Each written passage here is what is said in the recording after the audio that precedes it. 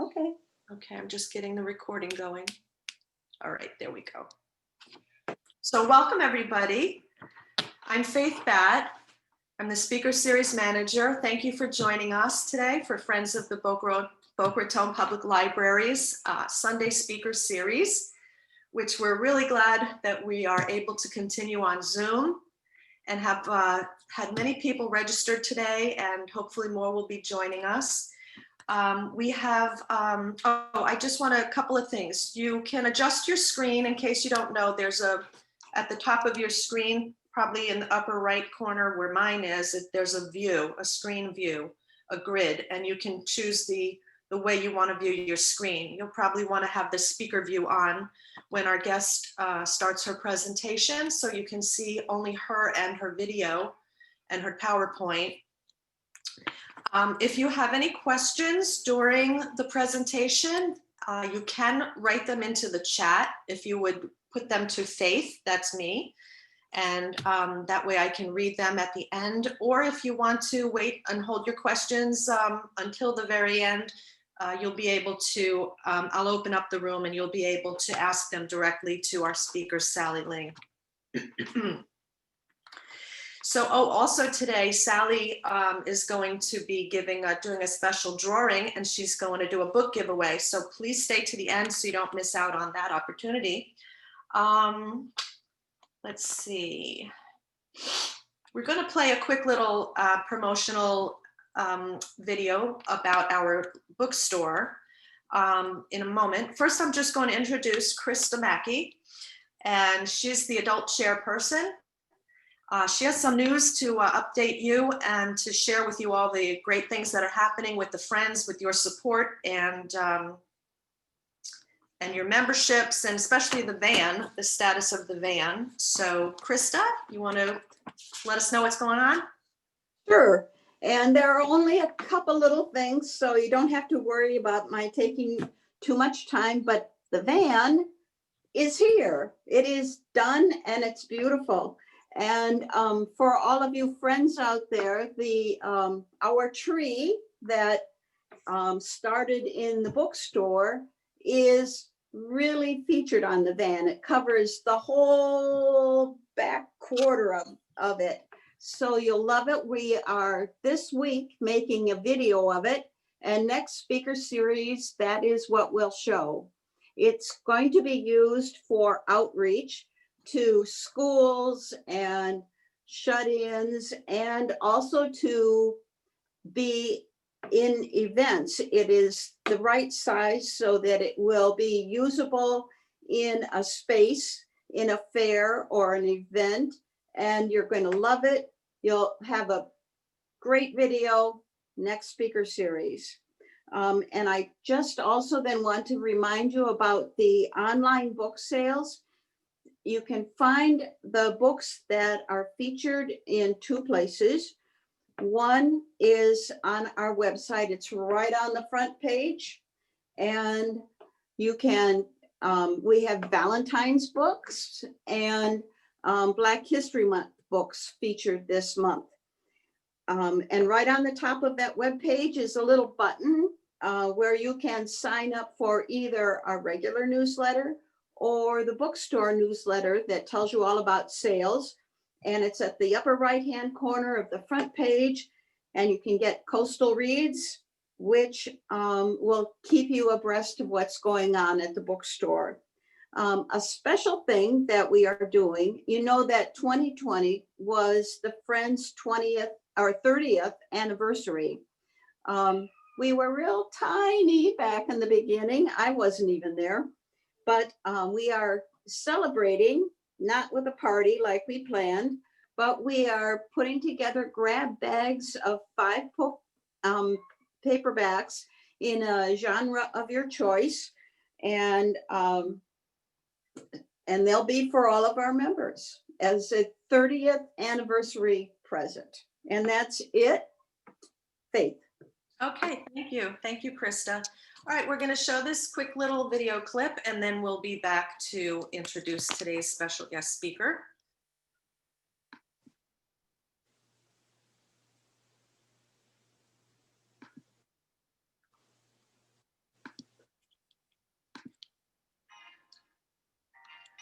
You may have to adjust your volume.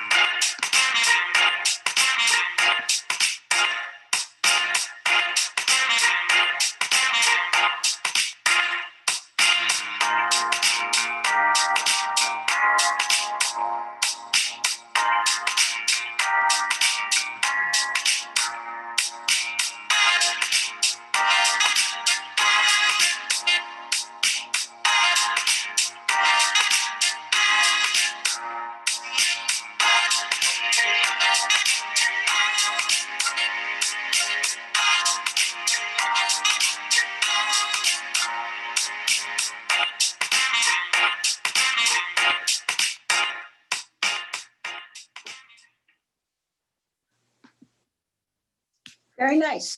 Hey, welcome back. We're very fortunate to have Sally J. Ling to give us a presentation again today. She's been a very popular speaker over the years, and we're thrilled to have her back. Sally is Florida's history detective. She's an author, speaker, and historian. She writes historical fiction, nonfiction, and mysteries, and specializes in little-known stories of Florida history. As a special correspondent, Sally wrote for the Sun Sentinel newspaper and was a contributing journalist for many local magazines. Based on her books, Sally appeared in 3 feature-length TV documentaries and has been a guest on South Florida PBS TV and radio stations, and a guest presenter at the Lifelong Learning Society at Florida Atlantic University and numerous organizations. Sally lives with her husband, Chuck, and splits her time between Deerfield Beach, Florida, and Wolf Laurel, North Carolina. How nice. Today, she's going to be speaking about a story, a murder mystery story that inspired her book, Who Killed Leno and Louise? Leno Lazzari, an Italian sculptor from Rome, and his wife, Louise, were murdered in their Boca Raton studio apartment in 1948. The sensational crime made headlines around the world. For over 60 years, details of the crime lay hidden in the Boca Raton police cold case room until Sally unearthed it and wrote the book, Who Killed Leno and Louise? With that, I'd like to introduce Sally J. Ling. And you can take it now, Sally, and you are the co-host.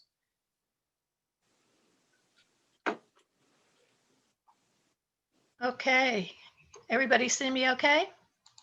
Yes. All righty. I'm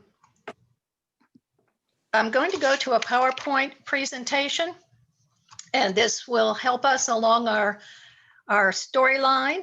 And thank you for all being here. I'm very pleased to be with you. And let's go right to here. There we go. Okay, let me move people over here. Okay, so today we're going to talk about Who Killed Leno and Louise. As introduced, I just want to introduce myself a little bit more. These are photos. Let me think. Just a minute, please. I think I missed a. Okay. We're going to talk about Leno and Louise. As introduced, the couple were murdered in 1948. I'm going to start off with a little short video that WLRN did on this story. And this will be the official version from the crime scene report, but that's not Who Killed Leno and Louise. So let's go to that and see what we learn.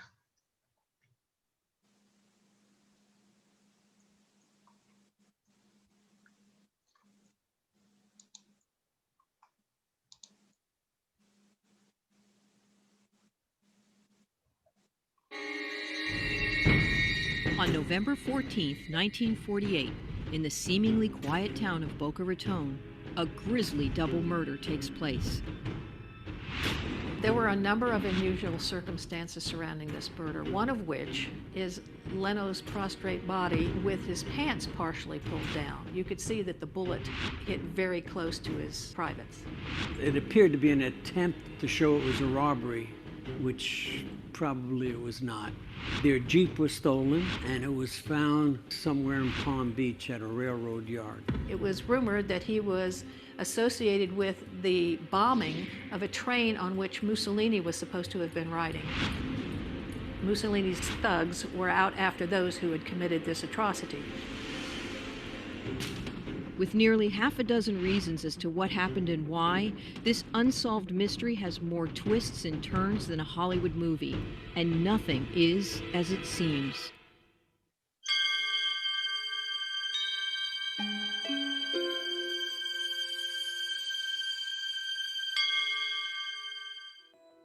Leno Lazzari, a very handsome, very accomplished artist, had fled Mussolini's Italy in 1927. In 1948, he and his business-savvy wife Louise were living in post-war Boca Raton. Leno's personality was larger than life.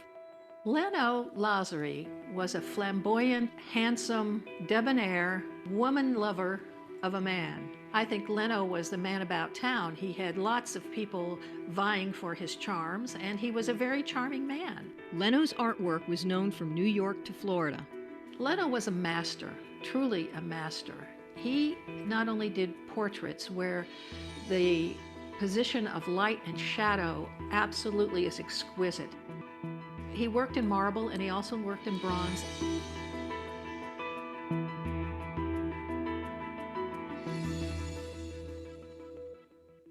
One Saturday night, Leno and Louise returned to their studio and apartment a little after midnight after spending the evening with friends. A horrible fate would lie ahead. They came home, I guess around midnight, and it appears that someone was waiting for them. When they entered the apartment, Louise went first, Leno went behind her, and as she entered from the studio into their efficiency, that's when the first shot rang out. Louise was shot twice in the abdomen, and before Leno could respond, he did grab a shotgun that was in the studio, and he did get a shot off, but it hit the refrigerator and bounced all the pots and pans onto the floor. But he was also shot twice. They were both shot twice with the .38. The bodies were found the next day by this woman, Marge Castiglioni. She and her common-law husband, Cass, were close friends of Leno and Louise. But Leno was suspected of having an affair with Marge, and suspicion would fall onto Cass, who became the prime suspect. The suspect went to Italy. When he came back, his son told him that he saw Leno and Marge in a compromising position. I suspect that the motive was jealousy. And the reason I say that is, when I was reading the statements, I could see that there was an element of jealousy involved in there. The suspect had some sort of confrontation with the victim concerning his live-in girlfriend, wife, or whatever it was. Then you take that and then shot in the groin. Putting these two things together, go, that's a good possibility. There were a number of unusual circumstances surrounding this murder, one of which is Leno's prostrate body with his pants partially pulled down. Now, the interesting thing about this is I had the opportunity to see his underclothes and the clothes that he was wearing that day, and you could see that the bullet hit very close to his privates. He took not exactly a belly shot, it was a little below the belly, it was more like a groin shot. Some of the theories are that it was a husband who found out that Leno was making advances towards his wife. Angry husband, perhaps, but the crime scene was staged to look like a robbery, and Leno and Louise's Jeep was missing. It appeared to be an attempt to show it was a robbery. Their Jeep was stolen, and it was found somewhere in Palm Beach at a railroad yard. One of the other mysteries is a jewelry box that belonged to Louise. Yeah, I think the jewelry box was part of making this thing appear to be some sort of a robbery. Her purse was found in the Jeep. Nothing significant was taken other than the jewelry box. And then for some reason, the jewelry box reappeared. The deeper authorities dug, the more motives surfaced. Could Leno's past come back to haunt him? As a young man in Italy, he had become an active opponent to the rise of fascist dictator Benito Mussolini. It was rumored that he was associated with the bombing of a train on which Mussolini was supposed to have been riding. Mussolini wasn't aboard, but several people had been killed. Mussolini's thugs were out after those who had committed this atrocity. Had fascist avengers finally caught up to Leno in post-war Boca Raton? There was another possibility. There was unhappiness within Leno's first family. He came to America with his first wife and young son Franco, but his philandering ways broke the family apart. Had a grown-up Franco killed his father after years of resentment? There are motives swirling. Or the son had done it because he was angry with the father. Well, they did have angry words, and they were estranged most of the time. Then there was another motive to consider for the killing. At the time of his death, Leno had been involved in a very heated and very public land dispute. Leno wanted to expand his studio, but in order to do that, he had to have his land rezoned commercial. The gentleman who owned the property next to him was a major residential developer, and he did not want the land to be rezoned. And they got into quite a tiff, and they sent it to the city commission, and the city commission kept throwing it back and forth, and nobody ever made a decision. And Leno was actually murdered before any kind of a decision came to being from the city council. But sifting through the evidence to determine the truth was made even harder by the cops themselves. As it turned out, they contaminated the scene by having people walking through. There was no way to secure it. And whatever evidence you had would probably be forever gone. And it gets worse. One of the people walking through contaminating the crime scene was none other than the prime suspect himself, Cass. If he in fact is the guy who did this thing and he's walking through the crime scene, who knows what he's picking up or putting down? It was just a mess. As a matter of fact, they had to run him out of there. Cass was never charged with the murders, but his role in the unsolved mystery didn't end there. He took a prominent role after the murders in that he became curator of the estate. And guess what? The boarded-up studio was later broken into and all of the artwork was gone. Till this day, no one's investigated the burglary. Will we ever know what happened to Leno and Louise? We like to say, this case has been exceptionally cleared by God because there's nobody to prosecute. The mystery of Leno and Louise remains one of South Florida's most intriguing cold cases.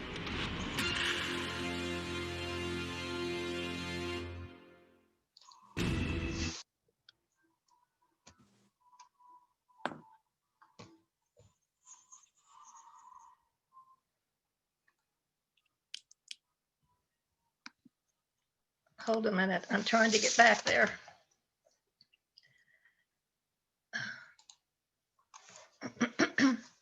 I hope I've left. We're here. No, I mean, I hope I've left the, no, hold a minute.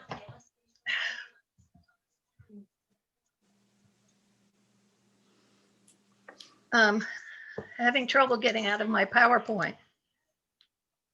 Take your time. Hold on a minute.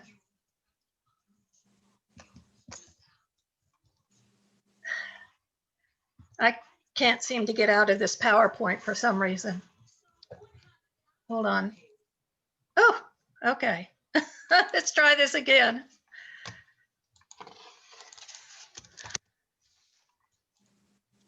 Okay.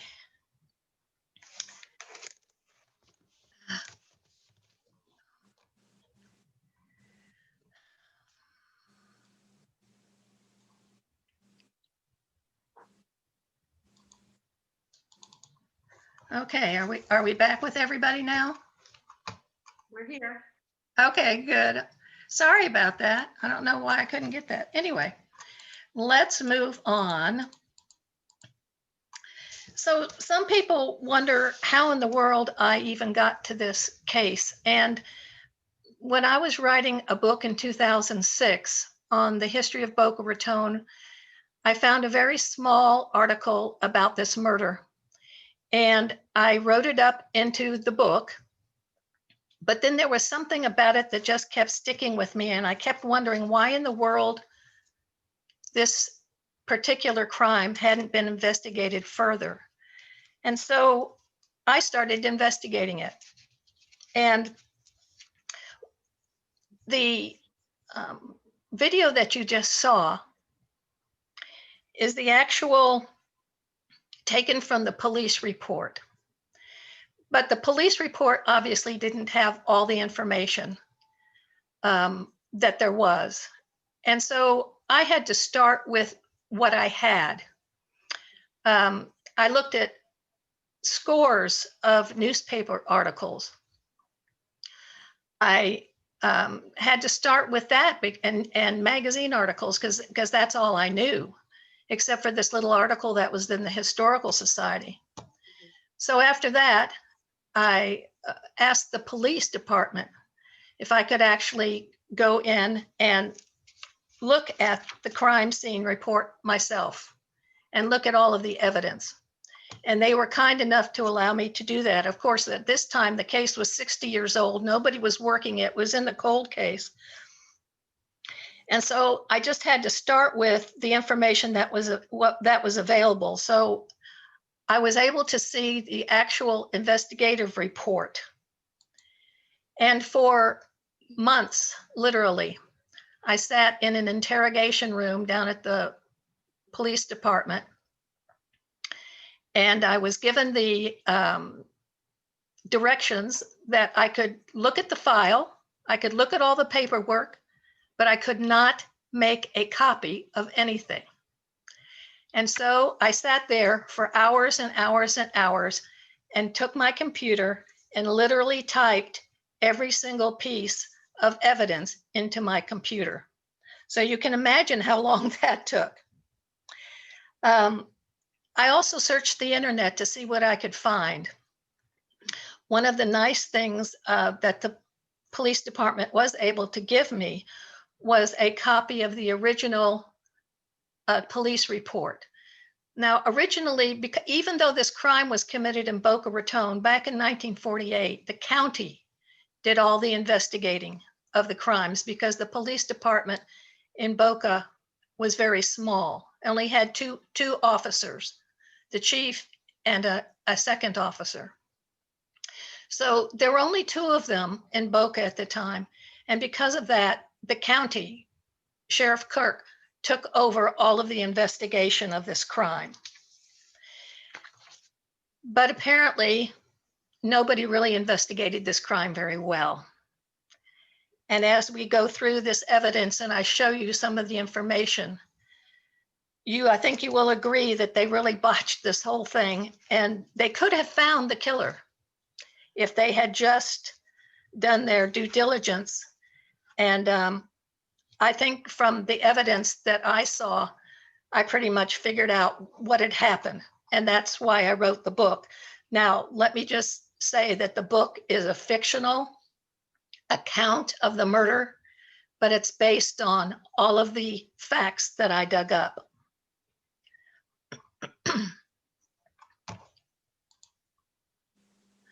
One of the things that I did is I tried to find all the information that I could on Leno. And while I was searching the internet, I came across this postcard that he apparently wrote to his cousin, who was also an artist living in New York in 1929. Now, Leno had come in, excuse me, in 1927, but his cousin, I guess, was still in Italy in 1929. But as you can see, it was written in Italian. And I don't read Italian, so I had to have it translated.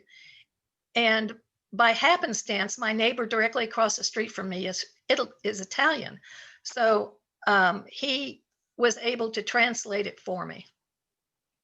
And then I asked him, Sally, are Yes. we supposed to be seeing your overheads now? yes. We're seeing you.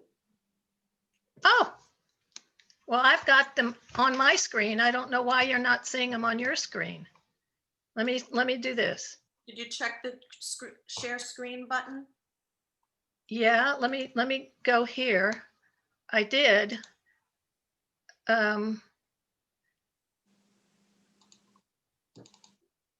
I think it's coming. There it is. It's Oh, I'm so sorry. I wish I had known earlier. Okay.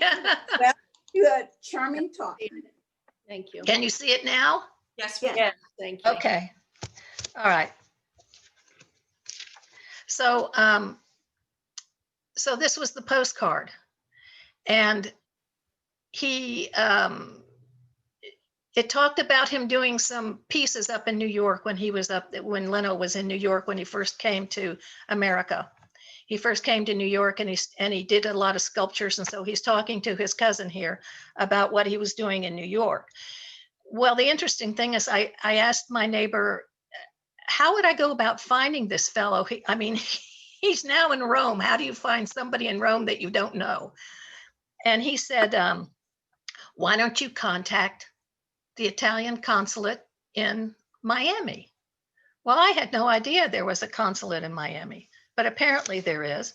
So I called down there, and the lady that I needed to speak to was in the hospital having an operation. So I just left a message, and 3 weeks later, she gets back to me and she says, I tell her what I'm looking for, information on this murder. And she says, the funniest thing just happened. She said, about 2 weeks ago, I got an email from this gentleman's grandson who is also looking for information about his grandfather's murder. And I was so surprised, but she hooked me up with Leno, which is also the grandson's name. And so Leno and I, over the years, and even today, we communicate with each other. We had a great rapport. He filled in a lot of information about his background, his father's background, the marriage that went awry, and so forth. So what I tried to do with my book is give you an idea, an in-depth idea of who these people were, because you can read about a murder, but you really need to understand the personalities and the character of the people. So as we go through this, I'm going to hope I will share with you their character. So we know that Leno was from Rome. He grew up there. He learned under some of the great masters his trade. And when he was 27, he came to New York because he wanted to get rid of, he saw what was happening in Europe at that time, just pre-war. And he didn't like what was going on. And so he decided to leave and come to America where he could live a life and continue his artwork. So he came. Now, this is the son of Leno. And he actually was a guide in Rome for many, many, many years. And he retired from that. And he still lives outside Rome today. But let's talk about Louise for a minute, because there were two murders here. And even though Leno may have been the prime target, she was also murdered. So let's take a look at who she was, because she was quite an accomplished individual in her own right. She grew up in Brooklyn in a large family of 6 children. DeLea was her maiden name, Louise DeLea.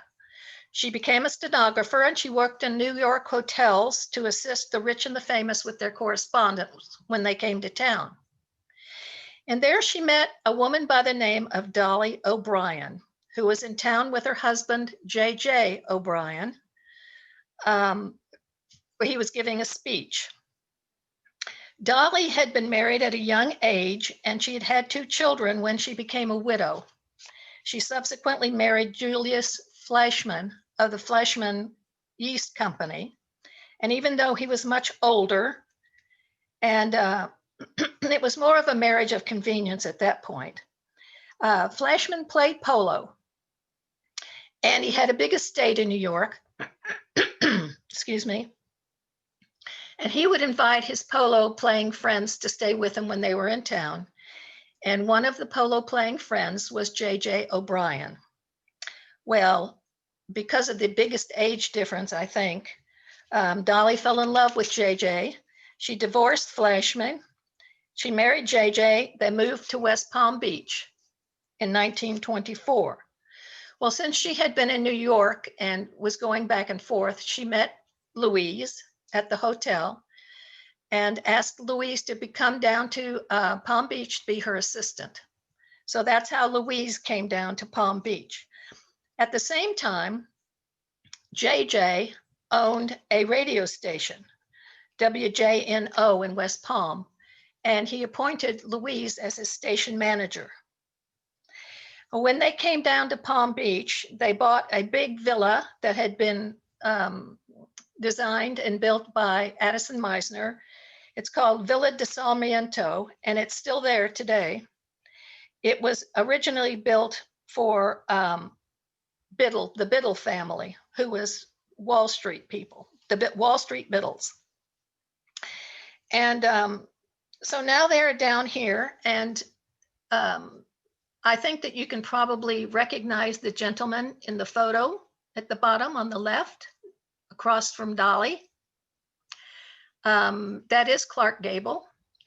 And after JJ died, Clark Gable and Dolly became an item for several years, but she didn't like the limelight, and she decided she didn't want anything to do with it. And she wound up marrying a perfume king of Europe. But they got divorced a year later, and Dolly remained single the rest of her life. So Louise meets Leno while she's employed at Dolly's. They get married.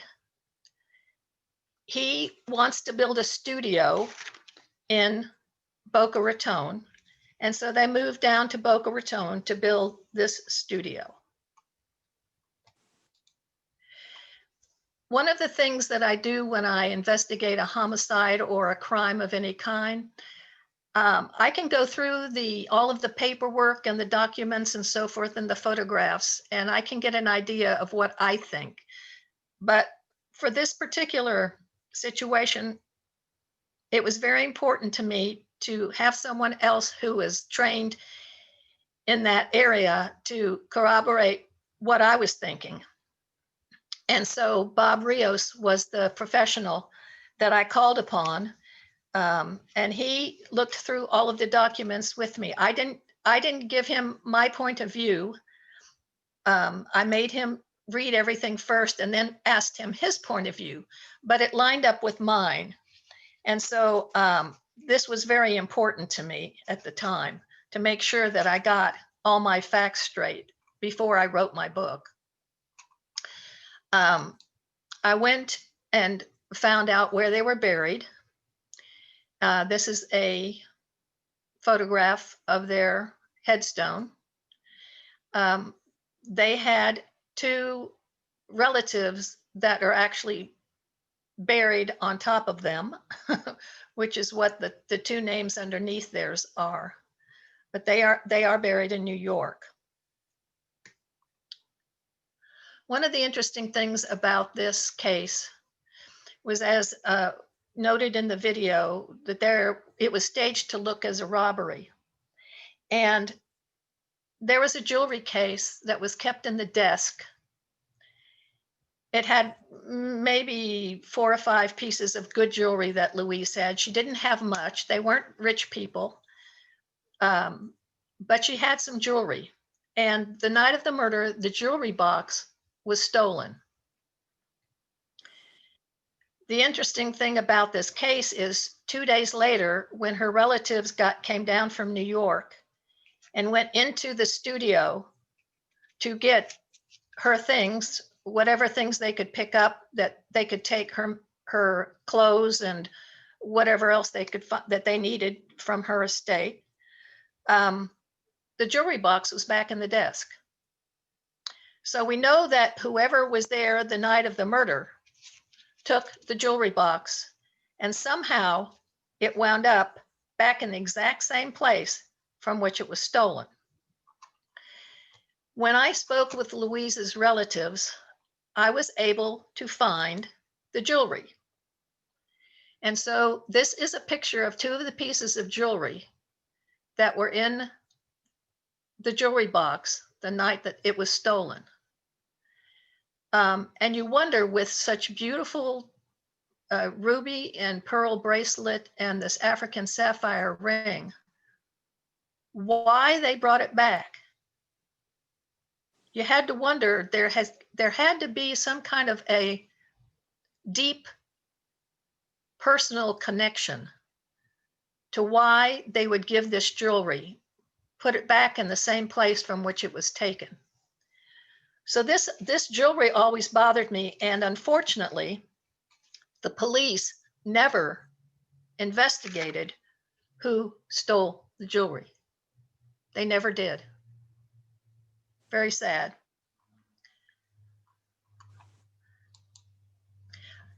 During this time, there was a lot of, the FBI was just getting started. And as you can see from this letter, it's dated August 19th, 1949, almost a year after the murders. You can see that there was evidence that was sent back and forth to J. Edgar Hoover, who at that time was the first director. This is an original letter with his original signature, and it is in the crime scene box from Leno and Louise.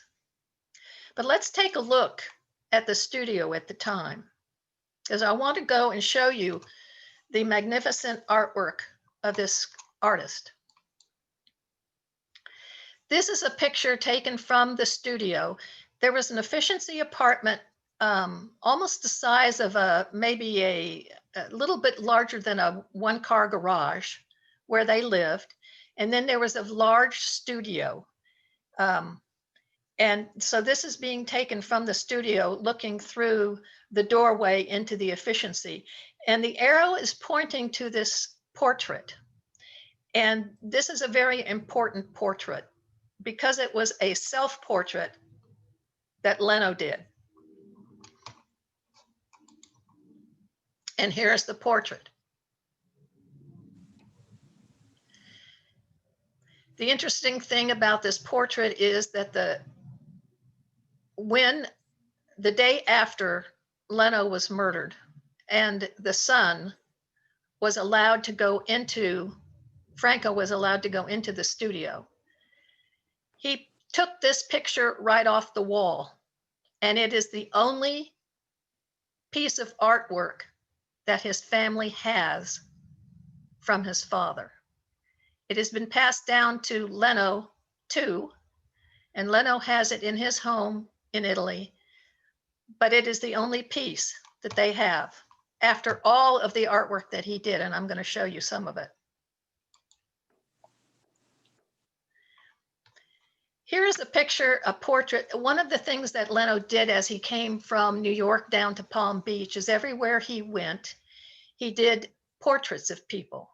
And so women, mostly women, sat for him as he did their portraits. This is an interesting piece because many times the backstory about any kind of story, the backstory, what happens behind the scenes, is sometimes much more interesting than what happens on the pages. And this is one of them. I would say this happened about maybe 8 years ago.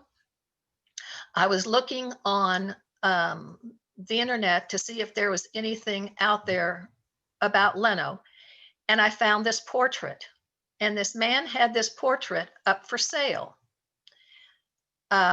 Apparently, he had looked up Leno's name and saw my book. It was after the book was out, and saw my book.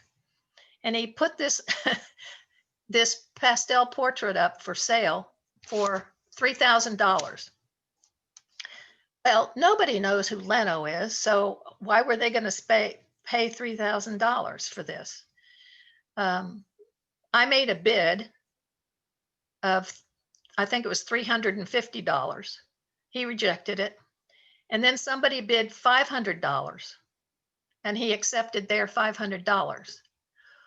Well, the person who bid that turned out to be Leno's great nephew, who lives in Germany. And so he was able to get this portrait. And the interesting thing about this particular picture is that when the original man purchased it, he was a antiquities dealer, and he bought a big lot of pictures and stuff from an estate sale. He liked the frame, but he didn't like the picture that was in the frame, which was a watercolor, I think he said. So he took the watercolor off, and underneath was the picture that you see today. So we were able to actually find this, and it survives today. And it was done in 1933. So Danilo Lazzari, who is the great grandnephew of Leno, came to Boca when I had my book launch, and I took him around town and I showed him all of the places that where the studio used to be, and so forth. And we had a great time talking. And I was so happy that he was able to get that portrait. Now here is where the studio used to be. I'm sure y'all are familiar with 5 Points. We've got Fifth Avenue right here. We have Publix right there. This is 20th and Federal. And the studio is right here. It now is a Starbucks. So if you go to Starbucks sometime and get your coffee, you can actually see that the houses behind Starbucks are exactly the same as they were when the studio was there. This picture is probably taken somewhere in the 50s, or later even. So I think these homes were put up in the 50s. So you can see that when you go to Starbucks, that's where the studio was. So let's look at a little bit of Leno's artwork. He did portraits, as I mentioned, and most of these portraits were done on orange paper with charcoal.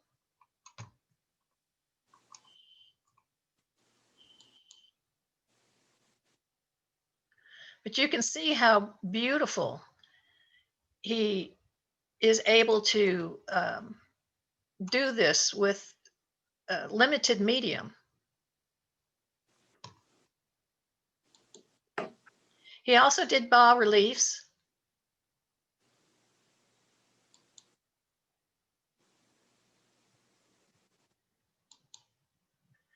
Here's a bas relief that he did for a man in Davie, Florida.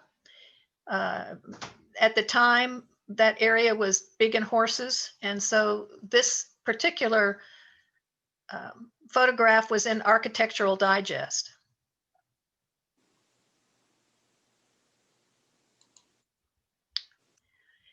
During the 1930s and 40s, Art Deco was a big deal down in Miami Beach. And here's the Surf Comer Hotel. The emblems here on either side, the seahorses on either side of the entrance are the same as the one on the left of your screen, which is this seahorse. The black and white seahorse was taken from the outside of Leno's studio. And there is probably another picture in here that shows you these seahorses on the outside of a studio. They're the same on that studio. I was told that when the hotels did redesigning, oops, sorry about that.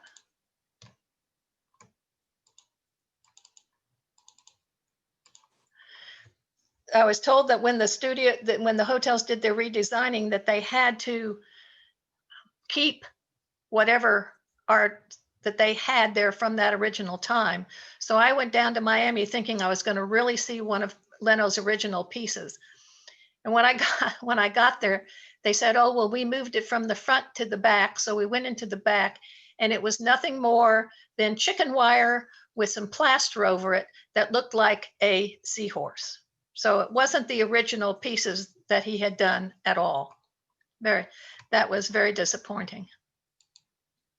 But here he is in a studio doing a bas relief of another horse. It looked to me as though he was able to do them flat as well as lift them horizontally, and I mean vertically. He also worked in marble.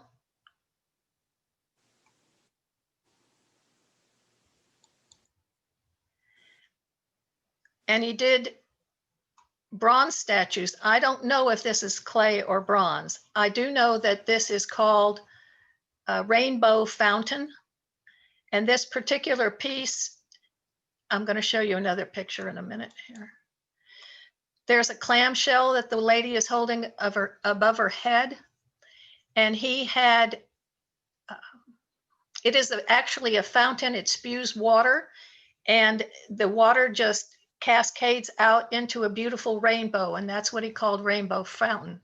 What I found in some of the articles is that this particular statue was purchased by the Duke and Duchess of Windsor when they were actually over the Bahamas in the 1940s. Here's another piece that he did called Speed Age. The boy, what Leno loved to do is he loved to look at people's bodies as an artist, not lustfully, although I think there was probably some of that too. But typically what he would do if he found somebody, a specimen that had a really beautifully contoured body, he would take measurements. He'd measure their wrist, he'd measure the distance between their fingertips and their wrist and their elbow and their shoulder. He would do this constantly and ask for people to come to his studio so he could literally measure them. The boy figure in this one was a lifeguard at the Boca Raton beach, and he used him in several of his pieces. I don't know who the girl is, but he didn't actually necessarily have them pose for him, but he did take the measurements and make sure that whatever figures that he did, they were all in proportion. This was, I was told, he used himself as a self figure for the pan. This resides in Sarasota, Florida, at one of his great grandnephews. Here's a marble piece of Pan.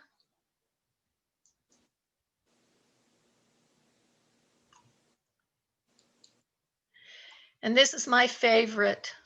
This is the little toddler. It is a bronze piece. And again, it's like a fountain with the water spewing out of the little frog's mouth.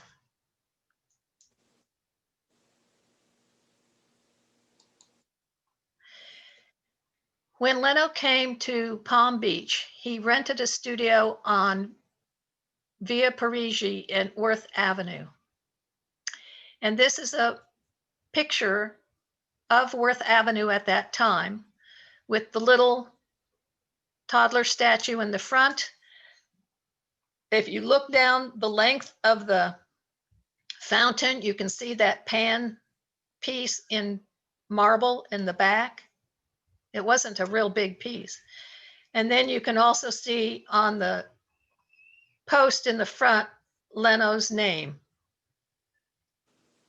This fountain is still in existence. It's right at the Moss and Hoffman store, if you ever go to Worth Avenue. And it's right in the via next to them. Here are some other pieces that we were able to find. Once I wrote my book, and people saw that there was an accounting of the murders, I got a lot of calls and a lot of emails from people who knew Leno, had him do their portraits, had wonderful stories about him. And here are a couple of little pieces of photographs of pieces that they sent me.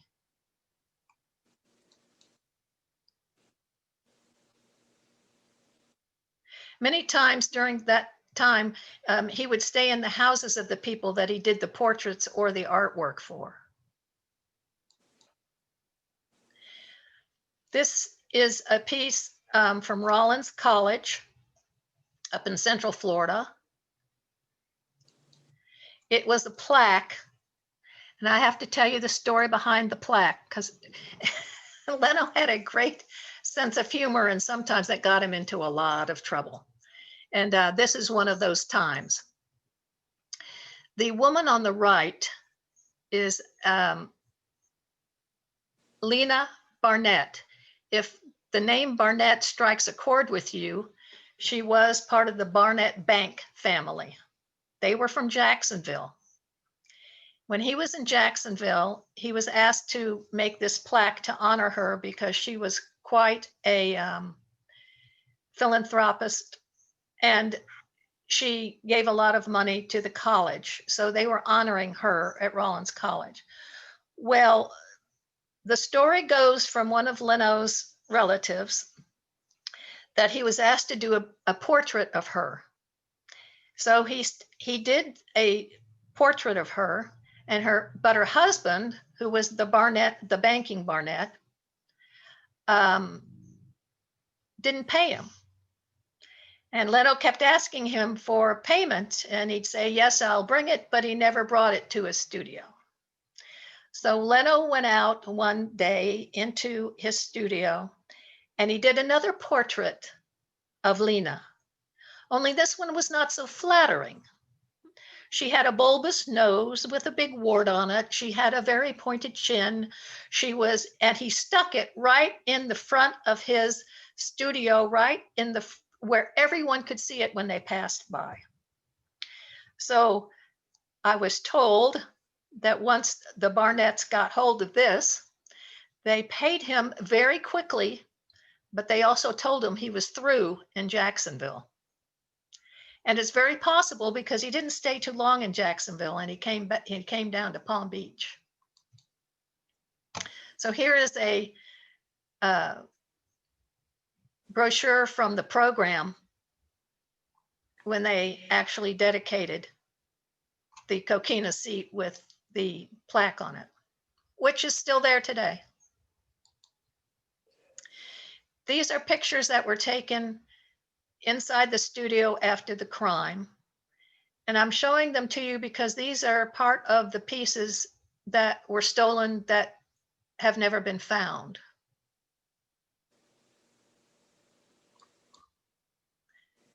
This is another picture looking from the other side. So you can see there are little bas reliefs, little heads, little portraits.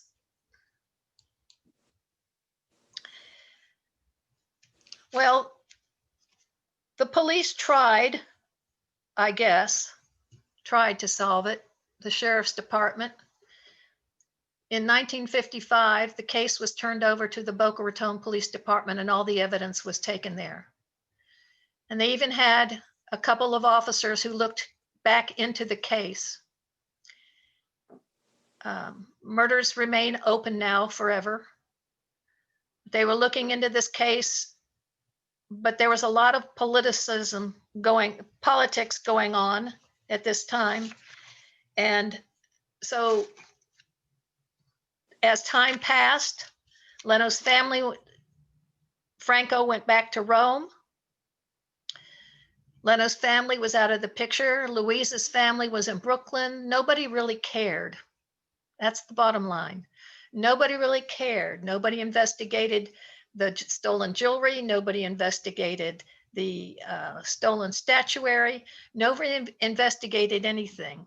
But in 1963, they got this little note in the mail that said, check into a person named Roberts in the Lazari shooting. They never even investigated that. And so, as the video earlier showed you, to this day, their official word is, we don't know who killed them. We don't know why, although there are lots of motives. And the only way I could bring closure to this crime was for me to look into the murder in a deep way and write a fictional account based upon my investigation of the crime. It is available in paperback and as an ebook on Amazon. And if you'd ever like to communicate with me, or if you'd like to see what else I'm up to when I write books, you're certainly welcome to go to my website and sign up to be a preferred reader, which will allow you to have get a newsletter from me and that sort of thing that will tell you a little bit more about what I'm up to. At the beginning of about a month ago, I guess, when the library asked me to speak, they put out a newsletter. I guess it was just a couple weeks ago. You put out a newsletter and asked people if you signed up to become a preferred reader, we would put your name into a hat and we would draw it for a book. And so that is what I have done. But I wanted to tell you two things before we go to the drawing. One is I wrote a book based upon the history of the ring, that sapphire ring that you all saw that was in the jewelry box. That ring was given to Louise by Dolly, and she bought it in France, Paris. So what I wanted to do is trace that ring back and find out where it came from. I wrote a book called Women of the Ring, which is a fictional account, but what it has done is traced the ring back to its earliest history in 1477. It is fictional, but it has great history in it. So if you like historic fiction, you will love this book because it is also a contemporary mystery. And now, in one of my cozy mysteries that we talked about before this program, I've just got finished writing 3 cozy mysteries that take place in Boca Raton, and the second book is a story of finding Leno's statuary. So from the very beginning, there were a number of books that I actually got from just that one small little article that I found in the Boca Raton Historical Society. And now for the drawing.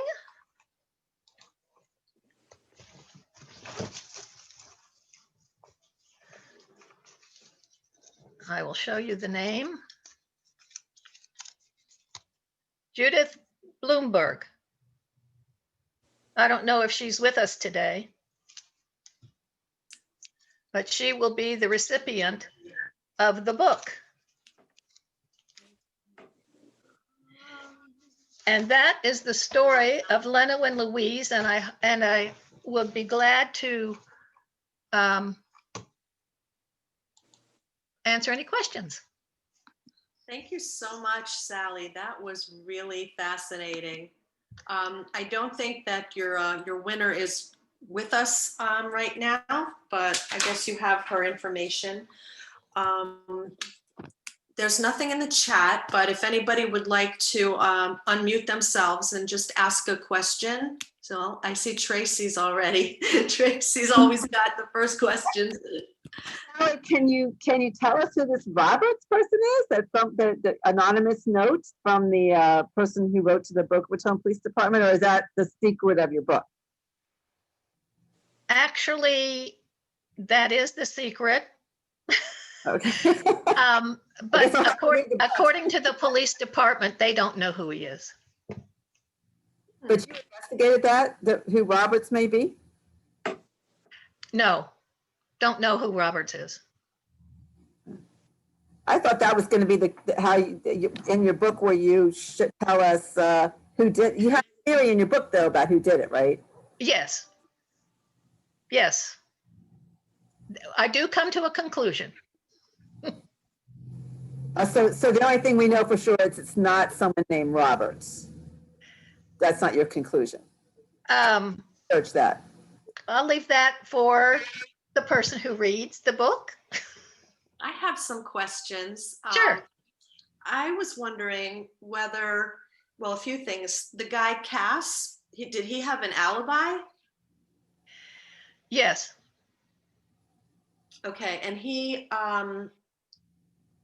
who had knowledge that the jewelry box even existed in the desk? How did they know that there was a missing jewelry box? Actually, Cass and Leno were very, very good friends. Mhm. He and Marge and Louise and Leno used to play bridge together all the time. They were Louise and Marge were sisters practically. They were that close.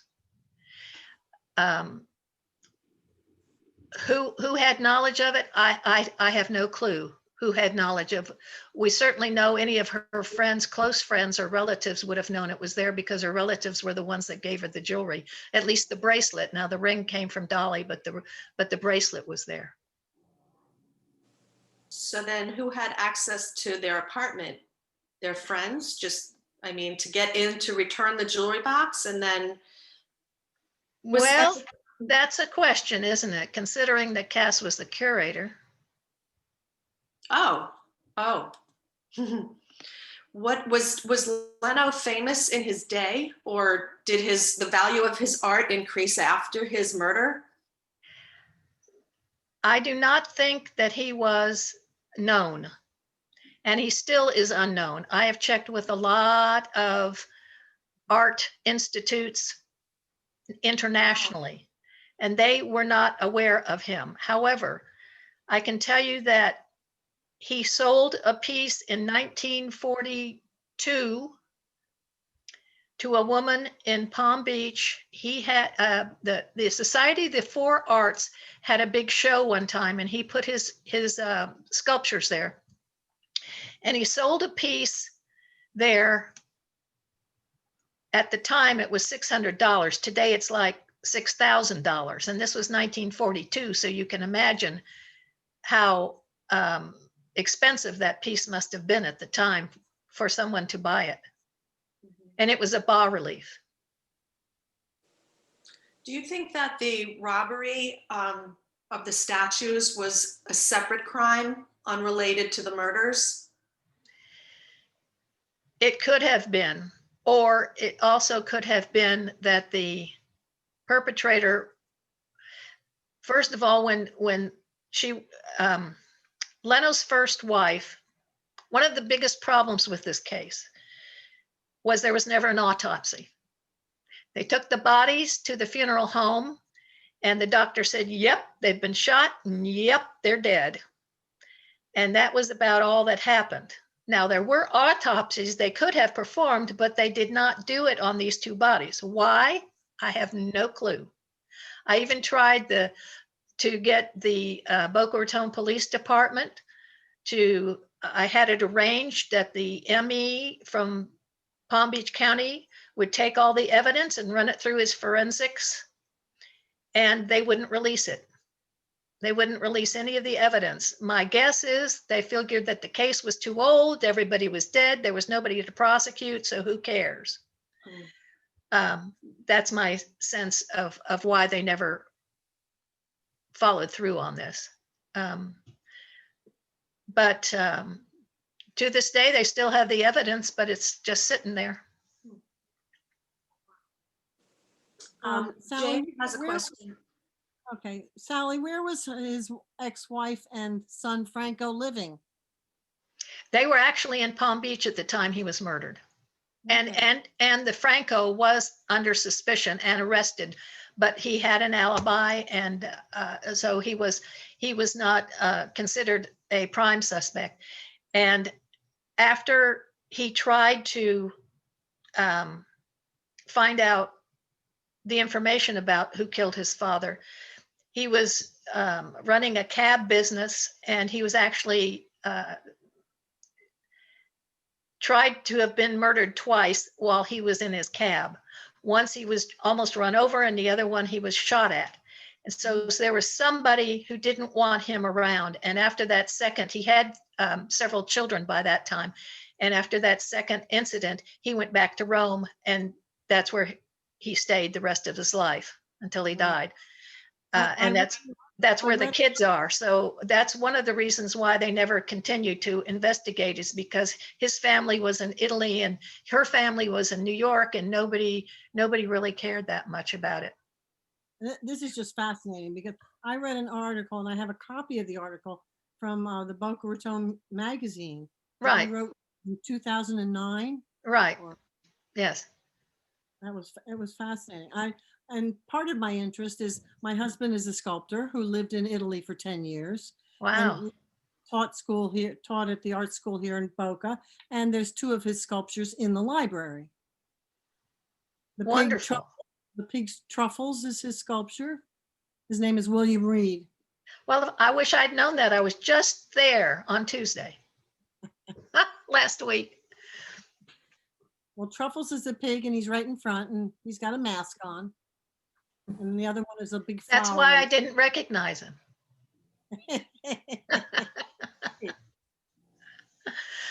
The other thing I wanted to mention is the studio sat for a long time without any oversight, because since there was not an autopsy, they could not determine whether Leno or Louise was shot first. Oh. And so therefore they did not know who the heir was. And so it went back and forth, but again, nobody really cared.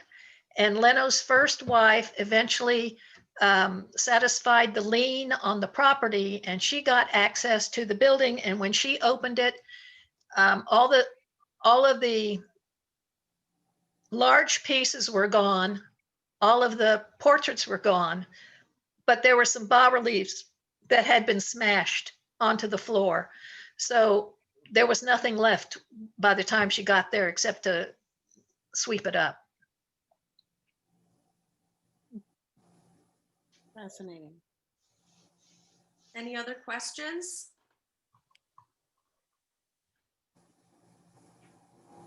I was wondering if you know what happened to Cass and Marge after the fact.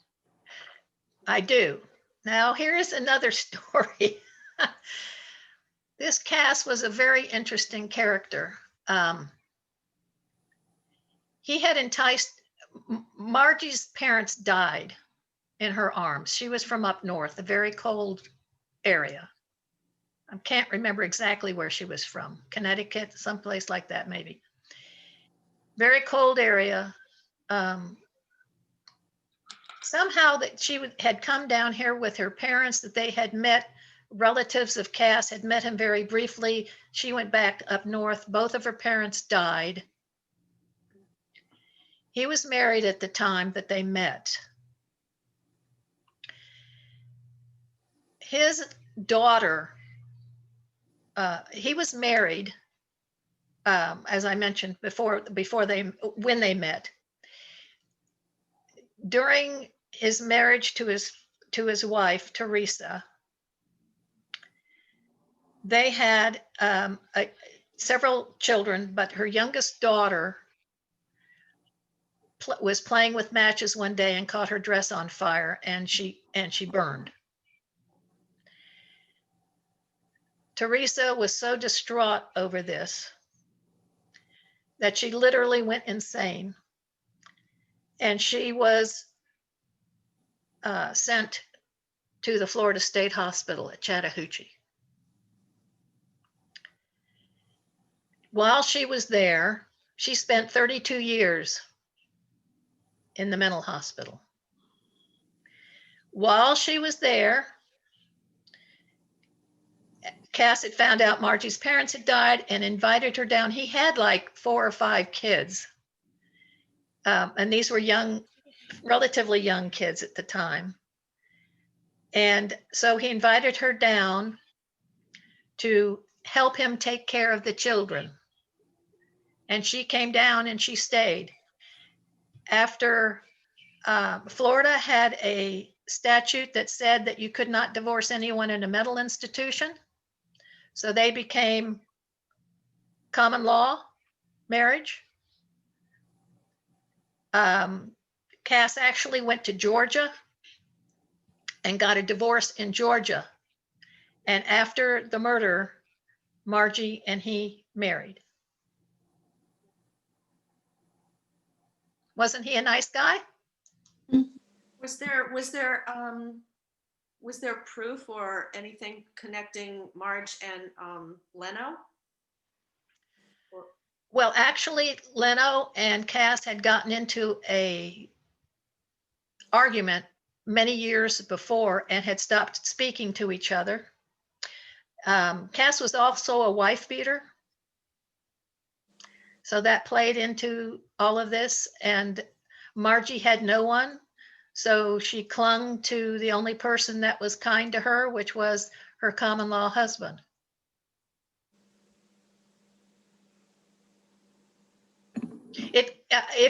If you were, and I'm not trying to push anything on anybody, but all I'm saying is if you read the book, it outlines all of this very explicitly, but in a fictional story way, so that you understand the mechanics and the stresses and the tensions that were between all of them.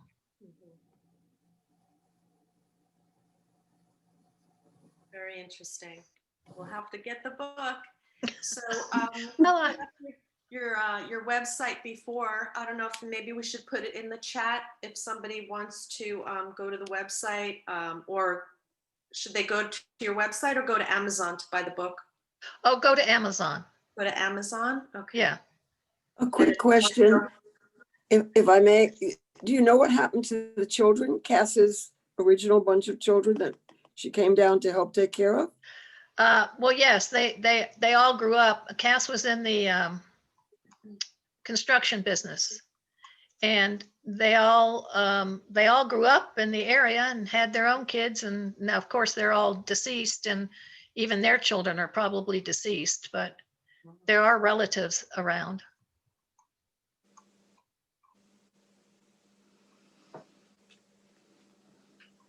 I'll just say thank you. That was really great. Oh, well, you're very welcome.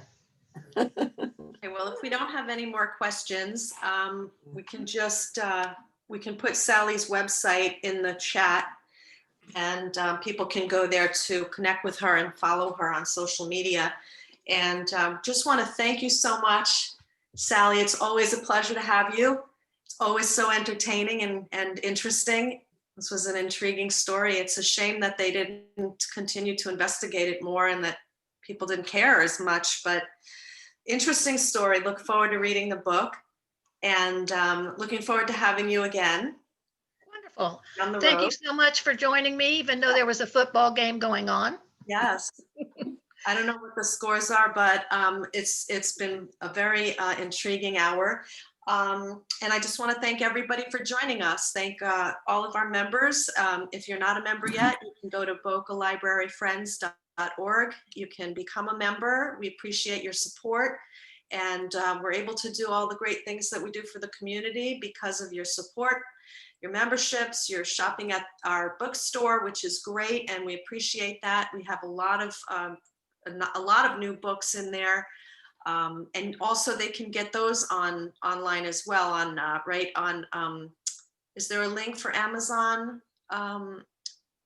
Tracy, is there a, what's the preferred way for people to buy books from the bookstore? Is it direct or Amazon? No, direct on our website, bocalibraryfriends.org. Right Awesome. on the home page, there's a link to the shop. Okay, great. And thank you to everybody. We miss our volunteers, and we hope to see all of you back at the library sometime in the near future. But until then, we'll be on Zoom. And keep your eye on your email for Coastal Reads. And if you get a minute, you can go to greatnonprofits.org and give us a little review. We would love that. That will help us. And we'll see you next time. Thank you so much for joining us. Thank you, Sally. Thank you. Take care, everyone. Thanks. Stay safe. Faith, remember to